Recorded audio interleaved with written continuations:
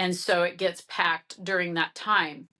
My question was, like, are they not preparing the ground the exact same way every single time?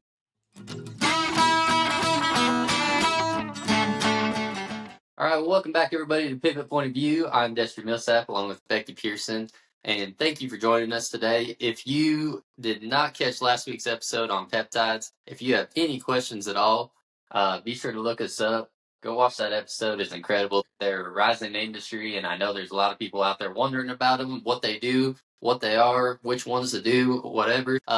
Yeah, give that episode a listen and reach out to us if you have any questions. So today we are going to talk about the NFR, do a little recap from our side of things. Now, hopefully, no one got bucked off their couch last week. I know that there's probably some serious head injuries in the couch jockeying. Hopefully, y'all stretched before you did that. So, anyway, there might have been some of that went on, but congratulations to all the world champions. It was one hell of a rodeo, and a lot of them come down to the last event, or the last round, and it was just great watching. I love watching it every year, and I thought this year was no different.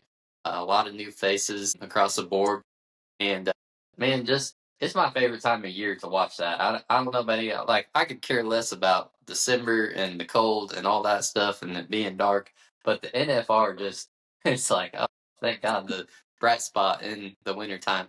And so man, it was just a really good rodeo. We'll talk about some of the injuries that were going on there, and I listened to Let's Freaking Rodeo the other day where they had Shea Performance Edge on there, and he works on a lot of the competitors and was talking about some of their injuries of guys that were coming in and going through the NFR. And man, you just never know what those people are going through. I mean, you never know behind the scenes what kind of injuries they're dealing with, what they're fighting through those 10 days. I mean, I saw Cody Eldridge walking around in a boot during the back number ceremony. I'm like, oh my God, what's that going on? What's that deal? Glad he's not on my fantasy team. Even though I definitely would have taken him and have taken him in the past. But yeah, just Becky, what do you got about the NFR? What was your favorite part? Well, of course, my favorite part is the barrel racing. And, there was a lot of drama with the barrel race for sure. And I do have to confess, I participated a little bit in the pot stirring on social media. Why don't we just start there? Can we start there? I just love Hey, we're gonna open up with that. Oh, we are. We well, are. either they're gonna shut us off or yeah, fast forward. I guess one of the other. Yeah. So, no, there was no lack of quality horse flesh as always. I think every year the quality of the horses that go are just better than the year before. Like, I was just so amazed with the horse flesh and the riders. Like, it is amazing to me always to watch the just the amazing talent, whether it's the equine athletes or the rodeo athletes. It just amazes me. So that's why I feel like there was so much drama is, you get those big, powerful horses that are turning on a surface that really wasn't conducive to high speed turns. And so if you didn't watch the NFR, it was like a skating rink most nights. I did see a reel of two cowboys standing in the arena and they picked up a handful of dirt and they said, oh, the ground looks fine. And they threw it down and then they were like on their ice skates around the arena. And I got a pretty good kick out of that. And so like we've had ground guys on here before. We talked to Drew Melvin and he has the Outlaw Arena tool. And so we've talked about hard pan before. And I understand that it is very difficult to manage that ground there. It's not been the first year that that's been talked about and that it changes so much from like when the time the performance starts. And then of course barrels are the second to the last event. And so it gets packed during that time. My question was, like, are they not preparing the ground the exact same way every single time, so like it was okay for a round or two, and then it got bad. Was it really bad in round 4 when Brittany's horse went down? I can't remember And which round it was, or maybe that I was can't round remember. 3, and then they reworked the ground and it looked like it was a lot better for round 4, and then it progressively got slick again. And then the little Palomino horse, Caitlin Scott's horse, Peanut Seed, went down in, was it round 7? And she came off, and that horse just flat out finished the pattern without her, which was amazing. They really know their jobs, don't they? Yeah. And he's an ain't seen nothing yet, and I've got 2 of those here at home, and I'm hoping that they're both just as nice as that one. Anyways, so then they did say that they completely ripped the ground and all of that. And so then the last round or 2 was much better. And so I don't know, I'm not out there. I am sure that building is one of the hardest buildings to probably manage. But I guess my question was, why wasn't it prepared like that every time? I mean, I'm sure it takes a lot to do that, but that was my question. When they found that sweet spot of where the horses didn't skid around so much, why wasn't that the way it was done every time? So I don't know. I'm not in the know on that. I know everybody was trying their best. I know Heidi Schmidt is the president of the WPRA. She's a huge advocate for everything. I do really truly feel like people cared and they were trying. That was just my biggest question, was like, why isn't it ripped every single time before that performance? So Yeah, I I don't mean, know I your don't think thoughts. I don't think it's due to lack of effort at all. I mean, I Right. think the safety of the athletes is paramount in everybody's mind, and it's good until it isn't. And another thing that we didn't talk about was there's a lot of girls there that didn't get to take their number one horse. I mean, with the EHB and all the stuff surrounding that, I mean, it was just a really tough year for competitors all around just to even get there and then have to deal with that, and then all the stuff that started before, all the opinions before the NFR about who took what horse and how they got them there and all that stuff, when at the end of the day, um, there was girls that just plain didn't get to take their number one horse that they had rode all year, and they were, they showed how cowgirl they were and jump rope another one to be able to compete. And some of the rest of them have a pretty deep arsenal, and they got on those other ones and whoop some ass. So, I mean, there was just a lot. I mean, it was really tough for those girls to be able to be their best every night. They really have a lot going against them, and of course, there's no reruns, and you waited all year for it. So, I mean, and again, the safety of them and their animals is always paramount in people's minds. And so, it's too bad that it didn't work out, and that um, the conditions got to where they were for some of those girls. And there was still a lot of fast times. I mean, that was a tough barrel race, a very tough barrel race. A lot of very few times in the 14s, no matter what the grab was doing. Very few times in the 14s, a lot of times in the 13s, and incredibly fast. And then, there at the end, Carly Otero just started, I mean, smoking them, Mhm. um, in the lower 13s there. So, yeah, definitely a tough NFR Mhm. for the barrel racers. And just like anyone else, they deal with their own injuries and risks. So So one other thing I want to say in regards to the fast times and the ground is, when you have a harder surface, there are going to be a lot faster times. And so like, and a lot of times the wetter the surface, the faster the times are going to be too. There were a lot of comments that I read online, hey, I think they just need to add more water, things like that. So, and I think that's always interesting too. Like, people, a lot of times, us barrel racers, we really don't, like, we know what what we like to feel in, but we don't necessarily always know how to get it. And I'm not saying that I'm an expert by any means. I did have the great honor of working with Chuck Dunn, who is one of the one of the great ground guys in this country. And I think he's getting a little older, so he doesn't do as many events as he used to. But Chuck did a great thing with us in Broken Bow as we were redoing the fairgrounds there. And he talked about how you know if the ground is in a really good place or not. Just like so what he had taught us was like get your dirt and make a little dirt ball with it, and it should have enough moisture that you can make the ball and like almost like you were making cookie dough, okay, but it's much bigger than a ball for a cookie, and then you bounce it in your hand and it should break apart easily. And so like that's how you do it without a lot of special equipment. And so that way, you know, you have enough moisture, you know, you have enough sand in there, you know, you have enough clay. If you have too much sand, you're not going to be able to make a ball. If you have not enough sand, it's not going to break apart. And if you don't have enough moisture, it's not going to make a ball. So, I mean, it was a really great way for us to learn. Any person in any arena can do that test with their ground to see if it's the right amount of moisture, the right amount of clay, the right amount of sand. And then if almost every arena can develop a hard pan, and so you have to get that hard pan out of there. We talked about this with Drew.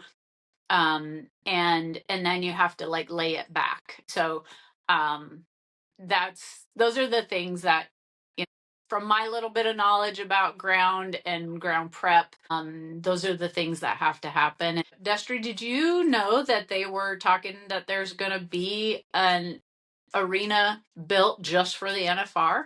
That was one other comment that somebody had put on social media, that in a couple of years they are going to have an arena just for the NFR. Had you heard that? I've heard that before, and that would be great. And without being a competitor, I know that the Thomas America is just a sacred place to these athletes, and so however they do it, I'm not sure what that would look like, but I do know that the Thomas Mac is sacred to these guys, and the NFR brings in a ton of money. I think it's the biggest event that Las Vegas will see all year, and so yeah, I'd heard something about that, but I don't know any details. Yeah, I don't know either for sure. That was the first time I had heard about it was this year. So anyways, that's about all that I can think of, other than I tell you what, I said I'm done breeding horses, but dang, if I had a breeding to Adios Pantalones, I would probably do one more. Oh yeah, absolutely. He's He's definitely amazing. a crowd favorite, and man, for a 5-year-old and however you feel about whatever, I mean, Trisha and social media and all that stuff, however you feel about that, the fact of the matter is, a 5-year-old going in there and doing what he did. I don't remember how old Jarvis was when he ran there, and I know that there's been young horses run there just in general, especially with all the futurity horses now. But man, what a year he had as a 5-year-old to do what he did in the futurity world, and then go to the Thomas the Mac and handle all of that. I mean, she was maybe one barrel away from really doing some damage there. So yeah, absolutely an amazing horse, and looks like he could probably be pretty versatile across the events too. Even in the rope horse world or whatever. So Yeah. Yep. Pretty neat. Yeah. And Carlo Otero's horse, and I mean there was so many nice horses that it was just fun to see, and fun to see a lot of them that had done really well in the fraternity world show up there in the rodeo arena.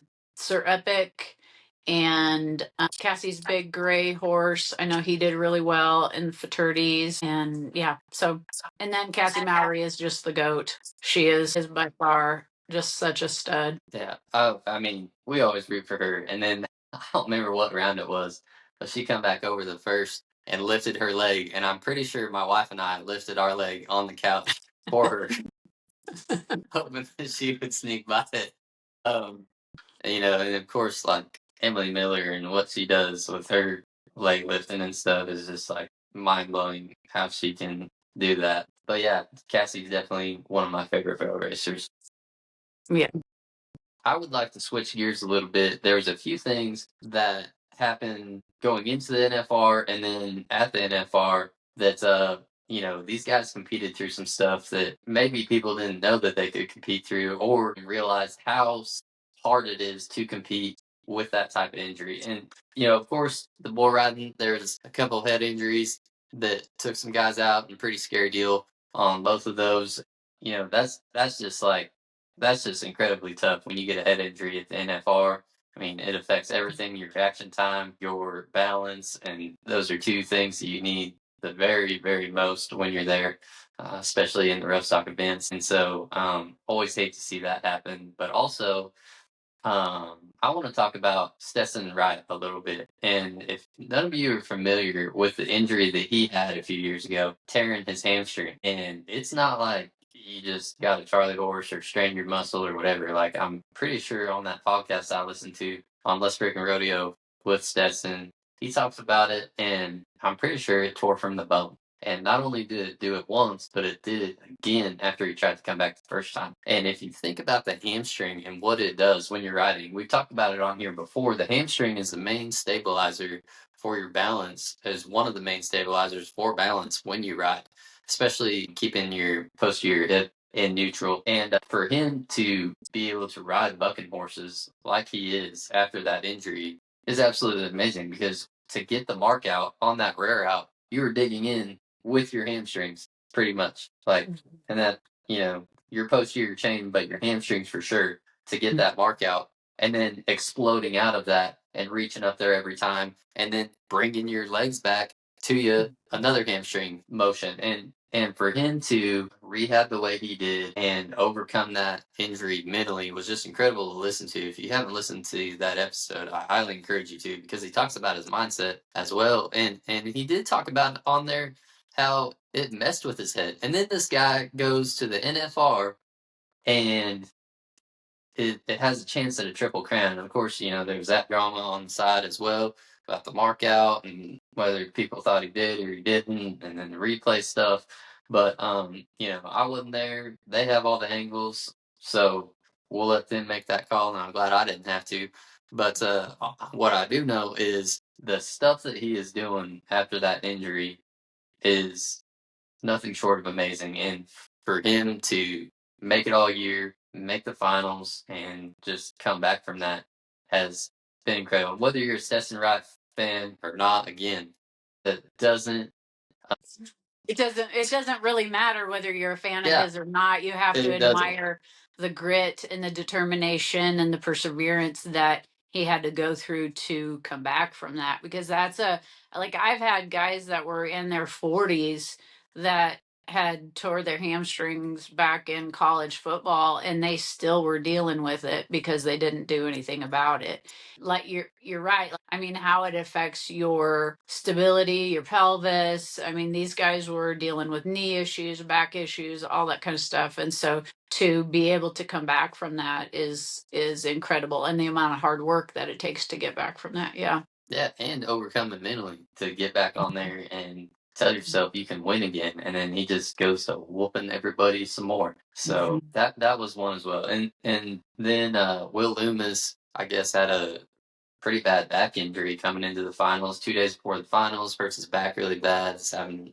radiculopathy or something, to where he couldn't feel some parts of his lower leg or something like that. And then comes to the NFR and grits it out and is able to bulldog. I mean, that had to be so tough for him to do that. Such an the other bulldogger that tore his MCL, man, that's really tough as well. And you can tape MCLs pretty well. I mean, it's usually pretty effective to tape and brace an MCL, but that doesn't mean that when you get off your horse on the bulldog and you know if it's going to hold up or you don't, or you know it's going to hurt every time. And then he goes, and I'm pretty sure he won the 10th round just as a stamp of, hey, I did it. I completed the course, but not only that, I can still win, and I'm injured. And so, yeah, I think there was some stuff missed in the NFR due to some of the other stuff going outside of the NFR with the ground, and then the markout deal and all the other drama. But the fact of the matter is, these guys are tough.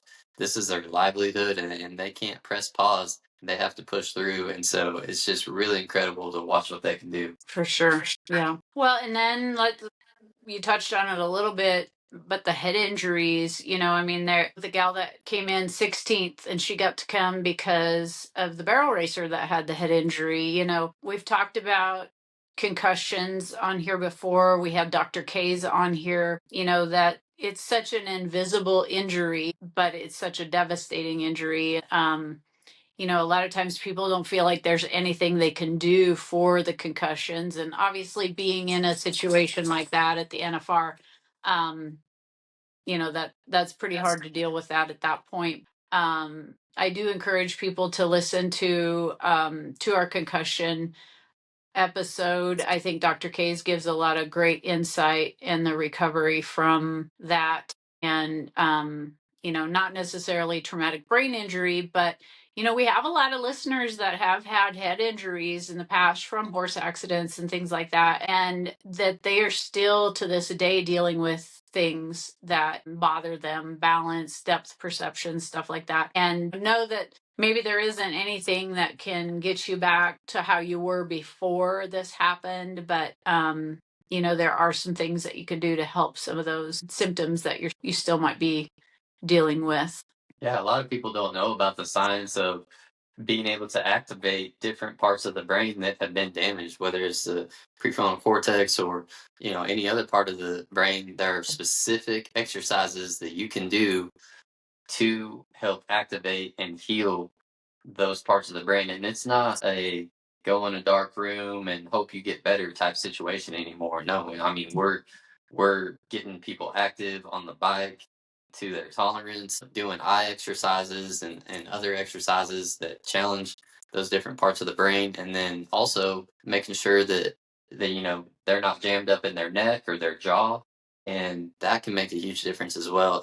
And it's amazing how much those areas affect other parts of the body, and how if you can shore those up, you can really shore up a lot of stuff. So definitely, if you have a head injury or a history of them, don't give up. Reach out to us. We'll get you in touch with the right people. We'll help you ourselves, whatever it takes. But I just don't think that there's a lot of information out there about that. So Dr. Case's episode is incredible to bring that to light. Mm-hmm. For sure. What other injuries did you see? Did you pull, so I was bad about, I usually wasn't on watching when they would give the Justin Sports Medicine injury report. Did you happen to see that, or because I never tuned in early enough to get that? Yeah, I mean, those were some of the main ones. I'm not sure how to say his last name, Jurgensen or some Jorgensen or whatever. MCL, tore his MCL, and then the couple head injuries. Jaco Roper had a groin strain, which is incredibly tough to ride a bareback horse with. If you think about the motion and what that takes to bring your legs together, to have that muscle that does that be damaged it makes it incredibly difficult to make a good ride and cover those rain courses. And something that doesn't get talked about um, the effect that those 10 days have on the bullfighters and the pickup men. I mean, there was a pickup man on the injury report for a broken foot, and so those guys, it's hard on their bodies too. And I know working that National High School Finals, I mean, we work on those guys all week from the bullfighters to one year we just had a hell of a wreck with all the pickup men, and we're patching them together and taping this and cracking that and whatever it took to help keep them out there. So that's another thing that really nobody really knows about, how hard it is, and everyone else too. Yeah, for sure. So I don't know if my mind was spinning after all the ground talk and the science behind that, or what happened. I about got bucked off my stool here trying to figure all that out. So Now quit making fun of barrel race. now listen, I'm married to one, so I can, first off, I hold a lot of bridles and film a lot of runs. I get the time and everything. I'm a well-trained barrel husband, and trust me, there is nothing more important to me than the safety of my barrel horse or the safety of my barrel racing wife and the Your horse barrel she's on horse. The and the safety of horse your she's barrel on horse was more because important. that barrel horse sometimes or all the time team ropes as well. So I'm Yeah. very protective Was of that her. a Freudian slip there, Destry? You said the importance of your barrel horse came before the importance of your wife. I don't know. We'll let somebody else psychoanalyze me, okay? I've been married to a barrel racer for almost 10 years, so there's no telling what's wrong with my head here. So, but anyway, all right. Well, another great year. Good luck to everybody in the next year. If we can help you in your journey at all, help you chase your dreams and keep you healthy while you're doing it, we would love to help you. Look us up on social media. Like and subscribe so we can help reach more people. And as always, thank you for listening and let your health be the pivot point to your success.